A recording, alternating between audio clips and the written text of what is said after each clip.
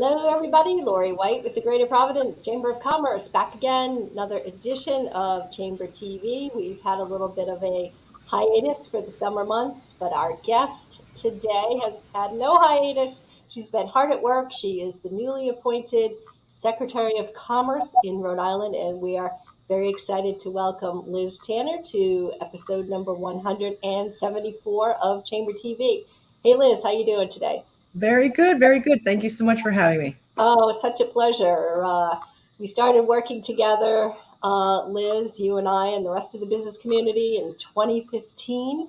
Seems like just yesterday when you entered the doors of commerce. You did a bang-up job working on cutting red tape and being that ombudsman or that ombudswoman who was the go-to person for any problem business professionals were having in Rhode Island. So how does it feel to come full circle? It's really great to be back. I so enjoyed working at the Commerce Corporation, having the ability to fix the stuff that made me crazy when I was an attorney with my corporate clients and as a business owner myself. So it was really great to be able to do all of that work when I was at the Commerce Corporation. Then when I was over the Department of Business Regulation, took on a whole new level of being able to either cut the red tape or make things easier, or come up with new ideas. But then also, even in the regulatory space, we created a regulatory sandbox to be able to allow businesses to come in and do new things. So it's pretty neat to have it all do that and then be able to come back and finish up what I started for some projects. We were talking off camera before we began about how you really get excited about, those little nitty-gritty things that make people crazy that you could come in and fix. What's your biggest, proudest moment in that realm where you came in, you saw something that really was making you crazy and you did it on behalf of the business community? What is your biggest fix? I'll tell you, that's easy because the biggest complaint that we had heard when I first came to Commerce, and something that I had experienced as a business owner, as well as for my business clients at the time, was the letter of good standing from the Division of Taxation and the need to streamline the process to get that. At the time, it was taking many, many days, 30, 45 plus business days for a business to get that. And sometimes they need that within days. And so that was probably the biggest complaint that we heard. And so we very quickly started working with the Division of Taxation. They were very open and honest with us and talking about how to improve their processes. And they did. And I was just with the tax administrator at a meeting maybe 2 weeks ago, and she made a presentation. And they are now down to an average turnaround time of 3 business days when it was normally anywhere from 45 plus days to get that. So they've made tremendous strides in something that's it seems like such a little thing, but just that one big thing was a really big deal for the business community. That's for sure. Yeah, it's a big deal because if somebody wants to, bid on a project or secure a bank loan or any one of a number of very important transactions that a business professional needs to accomplish during the course of, any day, any week, any month, this is an important topic. Yeah, no, it was a lot of work too, because it was touching a lot of hands, and they had an older software system, and so they did quite a bit of work over there to make that happen. And now you can order it online. I mean, it's just tremendous improvement. So they've done a fantastic job in making that easier. And even for just doing your annual report, if you were really late, if you're late on filing your annual report with the Secretary of State's office, you need to then get a letter of good standing. And so you found yourself in this catch-22 of being farther and farther behind. So it's a huge improvement. Okay, so fast forward 2015 to 2022 in your new role. It's been about a month, and let me just throw it out to you, Liz. What are your priorities? I'm very blessed, right? I had the great pleasure of working with then Commerce Secretary, now candidate for Treasurer, Stephen Pryor. And, he set the charge for what we want to do. And he came up with the plans, and he led us down a path. And it's my intention very much to follow in his footsteps. He's been a tremendous leader and asset for our state, and it would be my plan to follow what he does. But there are a couple things that I would like to kind of try to bring up, and it relates to what we were just talking about as far as making it easier to do business. And so those are things that I really care about. And so in addition to having streamlined so many different processes or work with other state agencies to streamline processes, or to remove certain regulations or to make the laws more friendly. I'm also been undertaking an effort to make the administrative part of what we do easier. And so what I mean by that is when you want to interact with government, you sometimes can just go online, fill out an online form, pay with a credit card, and transact your business, whatever it is you're trying to do, permits, licensing, it depends on what it is. But sometimes you have to go into a form and write on the PDF and fill it out. And sometimes you have to print it and mail it with a check. Sometimes you have to physically drive to wherever you're going. And so it's been my goal to try to really encourage online ability as well as to streamline even that piece of it. So for example, one of the projects that I've been a part of for several years is how to open up a restaurant. And so to open up a restaurant, you have to go to 13 different websites to fill out state, local, and federal forms. And wouldn't it be nice if you could have that in a much more streamlined way so you didn't have to do all of that work? So I, at the Department of Business Regulation, undertook an effort to create what's called a digital identity. And so it's the ability to sort of have your name and address in the system permanently, and then it allows you to do different areas. So think about if you're opening up a restaurant, instead of having to fill out 13 different forms, Liz Tanner, 123 Main Street, the name of my restaurant, I would be able to have all this information done once. And so we did a pilot last year to prove that it could be done. And the subject that we chose was you can now retrieve your certified public accountant's credential, and you can hold it in an app on your phone. And now you're going to be able to add more to that system. So we've started with the credentials, but we'd like to add a whole lot more governmental services to it. It's the very beginning. It's a very long, complicated project, but you have to start somewhere. So what's really exciting is that we're the first in the nation to do this, versus there are many European countries that are doing this concept. And we're really excited to take it to the next level, to add more and more on. So we're very grateful to the legislature for receiving $2.5 million to take this project for the pilot to put it into actuality for many other governmental services. So it's very exciting for the potential for what can be done. And we're excited to be a leader in the country in this space. I think what you're describing here, Secretary Tanner, is that there's a lot to the notion of economic development. It's it's merging the concepts of ease and cutting out the friction and making the day-to-day,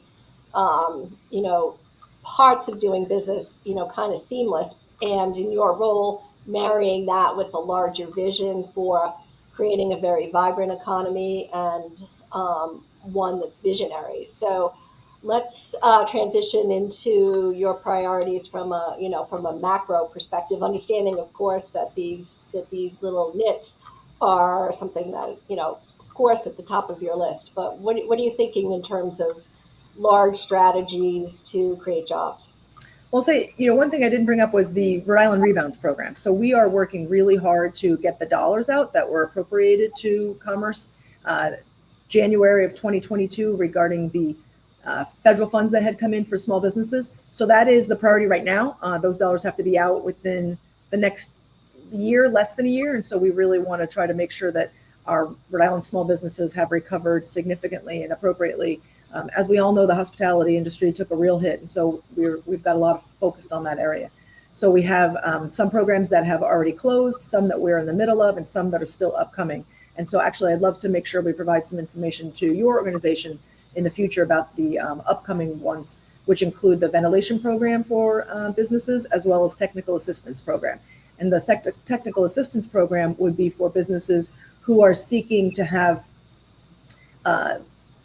maybe accountants, bookkeeping, legal, marketing. If they're needing any assistance in there, the state is going to be providing grants to businesses to build up in that space, particularly for those who are looking to have their businesses go online or looking at doing succession planning. We understand that's a major concern for so many of Rhode Island's family-based small businesses. And so that's a big part of it as well. But as far as the bigger picture and where we're going, so much of it is really depending on the Build Back Better grants that we have applied for. And so in the blue economy space, as well as in the bioscience space, the state has applied to the federal government. In the blue economy space, we were one of 529 applicants, and we are now one of the 60 finalists to receive a $100 million grant in the blue economy space. And so being able to implement that would be a truly remarkable effort. We find out about those dollars at the end of September for both of those grants, and we're really got our fingers crossed that those dollars are going to come through. There's also matching grant monies for both of those that the legislature appropriated if we were to get these grants. If you don't mind, Laurie, what I'd like to do is kind of walk through what's in the blue economy, because I think most of your listeners would find it really interesting to know what some of the programs that would be in there are. Please do. So let's see here. So it's actually really incredible. So we've worked very closely with the URI Research Foundation. They're the ones who have been sort of the gatherers of all of this. And it's really an exciting time to think about what's possible. And so in our application, we talk about a Smart Bay, which is a world-leading R&D prototyping and testing platform for blue technology. There's also a Blue Tech Innovation Center, which would be based at URI. The facility would be blue technology based for accelerators, venture capital, startup ventures, research faculty, various experts, and innovative nonprofits. There's also the Blue Tech Workforce Development Pipeline, which would scale the existing blue economy workforce development programs and diversify the pipeline of talent, building on the foundations of the Real Jobs Rhode Island program. That's at the Department of Labor and Training with the state. There's a lot here. There's also the Quonset Multimodal Offshore Wind Transport and Training Center, which would support offshore wind construction, assembly, deployment, operations, and maintenance. There's also the big, huge project of the East Providence South Key Marine Terminal, which would be a new port that would be designed and constructed to handle multiple types of cargo and the immense size and weight of offshore wind industry required equipment. And so be taking that space and creating a port mostly dedicated to the wind space. And then there's also a smart shellfish hatchery. I had to practice saying smart shellfish because you know how that gets, well, you can tongue-tied there. But it's a state-of-the-art facility to advance R&D and increase efficiencies in oyster production to support also restoration projects to improve the resilience of Rhode Island's waters and to create an opportunity to diversify the talent pipeline in the aquaculture industry. I mean, the oyster market is booming in Rhode Island. And then finally, something that I remember hearing about back in 2015 when I started at the Commerce Corporation, the seafood wastewater processing. Huge need for this. But it would be research and planning to support expanded capacity for the town of Narragansett to be able to treat wastewater, allowing for more local processing of seafood caught in Rhode Island's waters, which seems like such a small thing, but is a huge key to really improving that sector. So we're really excited about it, and we'll find out about that at the end of September. And so, again, our fingers are crossed. We're very excited about it, but just waiting to hear. So I want to jump in on that seafood processing thing. I think our listeners would be interested to know that calamari, big catch here, that in Rhode Island, fishermen can go offshore, come back with their haul, but then there is no way to safely treat the wastewater. So the seafood has to be shipped overseas and then back. Do I have that pretty much correct, Liz? I don't know about overseas, but there are many fish products that are caught in Rhode Island, and yes, they have to be processed outside of state before they can come back. And so it is a source of frustration for that industry. And so it'd be really nice to be able to keep that here. Would continue to lower the cost for that same reason of being able to simplify and streamline that process. Yeah. So the blue economy, Rhode Island has a strong competitive advantage. We have great capacity with our universities, with our corporate partners. Tell us a little bit more about the workforce strategy that you outlined, because I think that is really important to be able to train the next generation of workers coming out of the community college and other places. So what is the vision there, Secretary Tanner? I'll tell you, working with Director Weldon over at the Department of Labor and Training, he is so good at saying, okay, here's the need and here's the fix, and so we've had a great working relationship with them, even before Director Weldon, when it was Scott Jensen, to come up with different programs that will allow businesses to get what they need, right? And so the Real Jobs program has been a tremendous success. And so the hope would be to apply that elsewhere. And so how that could work, again, hoping that we get these dollars, is that the industry lets us know what they need. we make sure to be able to provide a training program, and we partner up either with a college or university or directly with the industry to provide the training for those that business to bring people in, and then we get them back out the door. And so, each program's a little bit different, but sometimes there's a connection with various high schools and colleges so that you can take these folks and pushing them through to make sure they have that education. So the hope would be to build and grow and expand upon it, upon the success we've already had with it. So don't reinvent the wheel. Use a program that we know works and works well, and make sure it applies to each of these programs and sectors that are particularly important to us. Not just the blue economy, but some of these other life sciences spaces as well. Yeah, you bring up an interesting point about the whole talent pipeline in Rhode Island, not just for the blue economy, but for other things, particularly hospitality, manufacturing, and the like. What, in your view, what is the current state of the ability to get people to go back to work? We know this has been a struggle for certain industries, and people ask me constantly, where are all the people? Where did they go? I will say one of the things that I look forward to in this position is getting back out to talk to businesses, to ask them what their complaints are.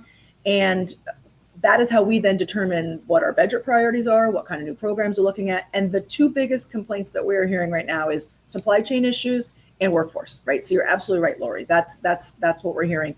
And it's this inability to bring people in. But the reality is that we have our lowest unemployment rate ever in Rhode Island right now. And we are employing more Rhode Islanders in Rhode Island than we ever have before. So it's like this confluence of problems of people really needing to hire. And we're doing really good here in Rhode Island as far as our economy. So we're very excited about that, having come back very strong post-pandemic. And so we're really working closely to make sure that you can take folks who want to get a greater education and be able to place them into different places, into different professions. But we are working really hard to make sure that everybody's there. I mean, I'm not sure what the numbers are, but the number of unemployed Rhode Islanders is extremely minimal right now. And there's certainly places to hire, as you can see in our hospitality and tourism industries, for sure. Yeah. So what what percentage or what portion of the unemployment insurance rate is dependent on those that are actively looking for a job? So actively looking to be in the workforce. Is it a matter of, we don't have enough workers, or are there those that have decided for whatever reason to withdraw from the workforce? So as a result, the rate becomes lower. If I'm quoting Director Weldon properly, it's a combination thereof. And I believe it's more about, you have folks who have decided to change course. They've decided to go back and get greater education, or they've decided to retire or stay home from the workforce. But the picture is just not clear on a national scale, nonetheless on a local scale. But we are seeing it the same thing across the entire country, as well as our European counterparts. Dr. Tanner, talk to us a little bit about the supply chain issues that you mentioned. Again, we hear about it in the manufacturing setting. We hear about it in the distribution setting, inability to get your hands on product. And if you can't get your hand on the product, then you can't sell, and then it creates a financial bottleneck. So what do you tell your clients about how to sort of rationalize what's happening in the supply chain industry? Yeah, it's been a challenging time. And once again, it's not just Rhode Island. The entire country's in the same boat, and same thing with our European counterparts. Everybody's in the same boat. And what it's interesting what I'm hearing, because when they have the ability to buy something, they're now stockpiling it just in case it does become a problem. So that then leads to supply chain issues down the road, because they've started to stockpile. But for those who are having problems locating certain goods that they need, what we've been trying to encourage people is to try to see if you can have it made or built or whatever it is in Rhode Island. So reaching out to, say, the Rhode Island Manufacturers Association to have a conversation of, does anybody in Rhode Island make what I'm looking for? Can I get them to make it for me? And industries have come together to say, we're going to try to collectively see if we could, rather than just a one-off business, it would be very expensive for them to get what they're looking for. Can we have them collectively come together to purchase it? So we've been having those conversations and making those referrals. We also have our Supply RI initiative. And in that circumstance, you can have a smaller business working with a bigger business to help them out with certain things. And so being able to make introductions for everything in-house in the state of Rhode Island has done some business as well. And in other situations, sometimes you just have to wait, and that's just unfortunate. But it's the way of the world, and we're working our way through it. But if you are a business owner and you find yourself in a situation where you'd like to see if somebody in Rhode Island can make what you're looking for in some way, please feel free to reach out to us. We'll try to make that connection. That's really good advice, because we know that Rhode Island has a very strong manufacturing legacy and heritage, and so many niche manufacturers today, high-tech niche manufacturers. So it definitely is not out of the question. That's a really good. And they've pivoted. We saw that happen during COVID. They were able to pivot and make masks or make hand sanitizer. So they have the ability to make those quick pivots. So we would love to try to make the introductions there. As we continue our interview, we've been speaking with Liz Tanner, who is the new Secretary of Commerce in Rhode Island. We're talking about her priorities. We're talking about what she sees on the landscape. We are talking about all the big issues that are impacting small business, including the inability to hire workers, or the strain of hiring workers, and supply chain issues. So, Secretary Tanner, let's move on and talk a little bit about one of our favorite issues at the Chamber, and that's the revitalization of the Superman building. We have been very supportive of legislation that would help to bring that to fruition. So give us an update on where that stands, please. You got it. So this is a $220 million project. Will ultimately lead to 285 new units, 20% of those units going to affordable, low and moderate income Rhode Islanders, and they'll be permanently deed restricted. So very excited about that. There's also the 8,000 square feet of commercial space, which will include 26,000 square feet of the food bank, the banking hall. So that's very exciting. The state only has contributed just 12% of the total project financing of that, which was, another huge win for Secretary Pryor and the team who worked on this. The construction period will be such a huge boon to the economy, creating thousands of jobs. It's estimated to have an increase of 166 million to the state's GDP. So very excited about that. But we are working on the agreements right now. We have regular meetings and looking to make sure that that information as needed becomes public so that everybody knows, because everybody asks the same questions. They always want to know where we're at.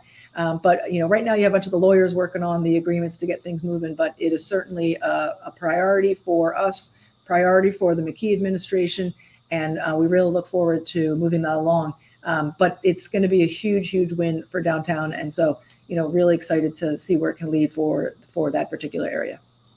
Yeah, we're really excited about it as well, and congratulate you and the team for making it a priority, and also in the city of Providence, Mayor Alorza and the council on passing the tax stabilization agreement, which is also an important element of that. Where can you bring us up to date on where you see the next set of moves coming from?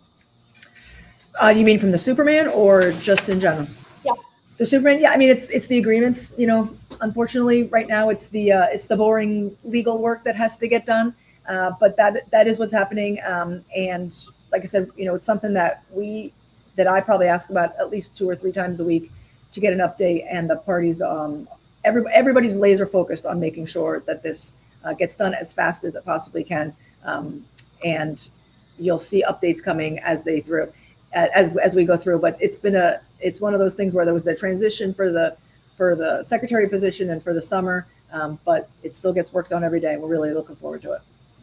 Yeah, one of the questions that gets asked a lot is with the cost of building supplies and inflation, is that going to sort of throw a wrench into the whole progress? And I know that at the news conference, which we were all at the State House back in the spring, David Sweetser was asked that very question, and he assured those in attendance that was already factored in to the base case, the rising cost of building materials. Has anything changed in that respect, Secretary?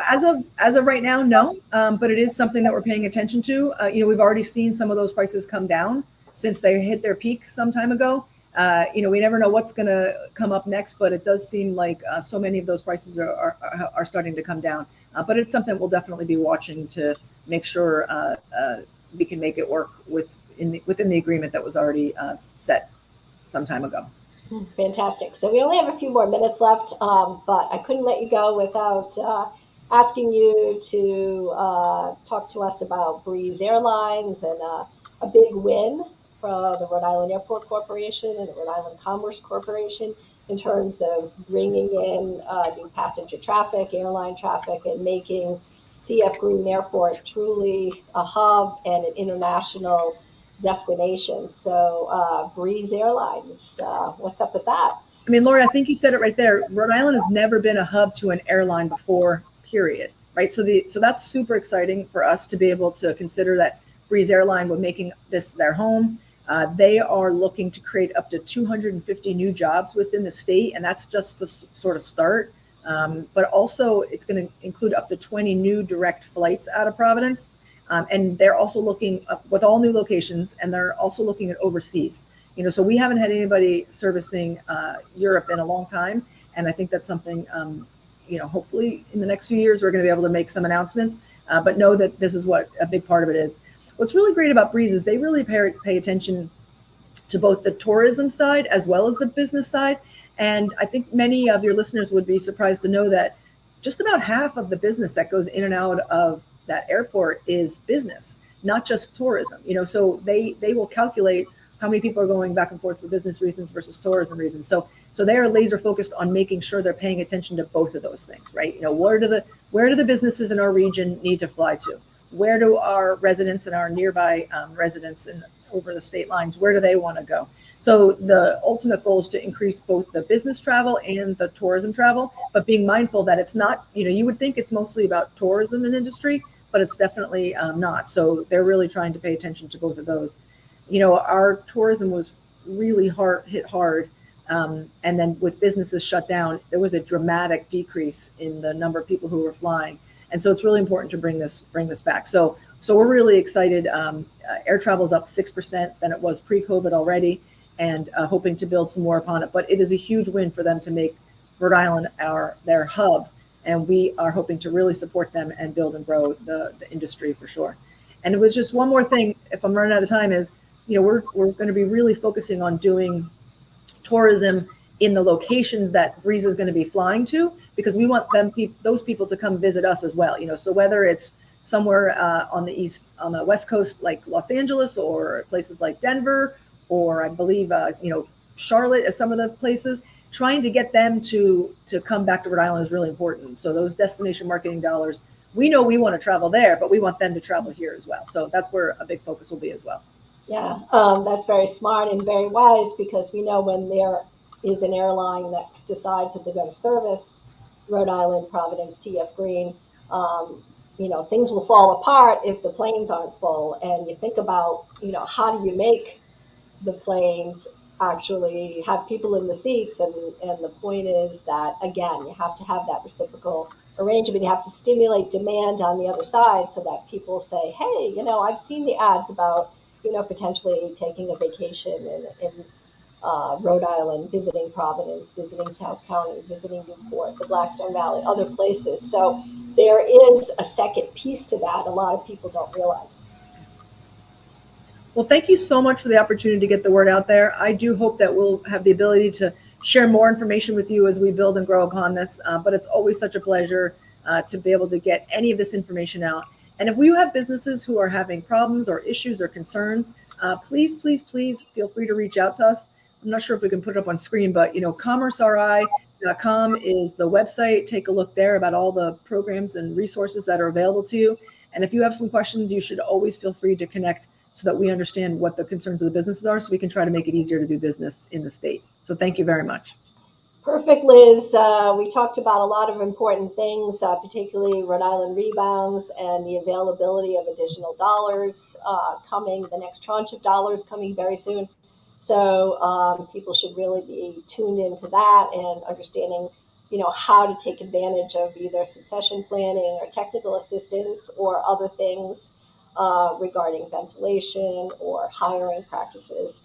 And the other important point you made was thinking about Rhode Island manufacturers, local talent, local resources to stem the supply chain issues. So Commerce Rhode Island, Commerce RI, a very important resource for all of us in business. And Secretary Tana, we thank you for your time, and we invite you back at any point to give us further updates. So have a great day.